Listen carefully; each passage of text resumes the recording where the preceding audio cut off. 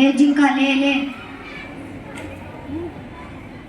ఏంటి, ఎలా ఉన్నావు? బాగున్నావా? నేను బాగానే ఉన్నాను. నువ్వు ఎలా ఉన్నావు? నేను బాగానే ఉన్నాను. ఏంటి అడవిలో విశేషాలు? మన అడవిలోనే రోజు రోజుకి జంతువులు అంతరించిపోతున్నాయి మిత్రమా. అవును మిత్రమా, నీవు గమనించావా? ఈ మధ్య పిచ్చుకలు కూడా అంతరించిపోతున్నాయి.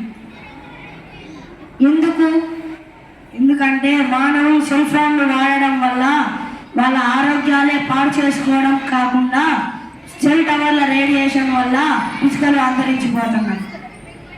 అవునా మిత్రమా, అలా అయితే మన పరిస్థితి ఏమిటి? ఏంటి ఈ మధ్య కోతులు కోడి అడవిలో కనిపించడం లేదు?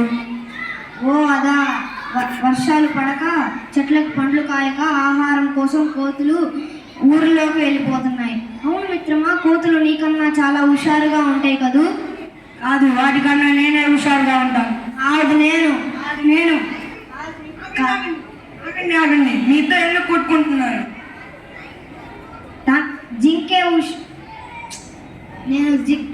జింక నాకన్నా హుషారుగా ఉంటుంది. కాదు, తనకన్నా నేనే హుషారుగా ఉంటాను. కాదు నేను. ఆగండి, ఇద్దరిలో ఎవరు ఎక్కువ హుషారు? నేను ఒక పందెం పెడతాను.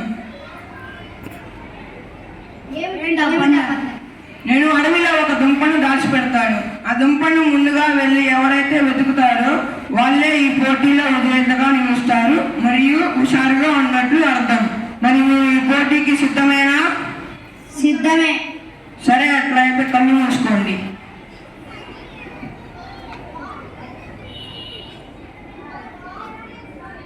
వెతకండి.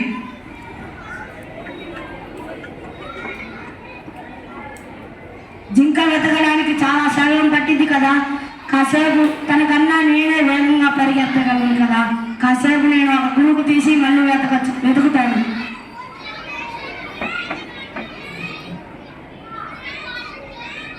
దొరికింది, నేనే గెలిచాను.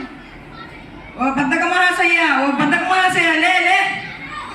ఏంటి, ఏమైంది? పోటీలో కుందేలు గెలిచింది. అదెలా సాధ్యం? తనకన్నా నేనే వేగంగా పరిగెత్తగలను కదా. నువ్వు వేగంగా పరిగెత్తగలవు, కానీ నువ్వు నీ బతకం వల్ల ఈ పోటీలో గెలవలేకపోయావు. కానీ నీకంటే వేగంగా కుందేలు పరిగెత్తలేదు, కానీ తన బలంతో అడివంతా తిరిగి దుంపను వెతికింది. సో ఫ్రెండ్స్, చూశారు కదా, ఈ పోటీలో జింక వేగంగా పరిగెత్తగలదు, కానీ తన బద్ధకం వల్ల ఈ పోటీలో గెలవలేకపోయింది. సో అలాగే మనం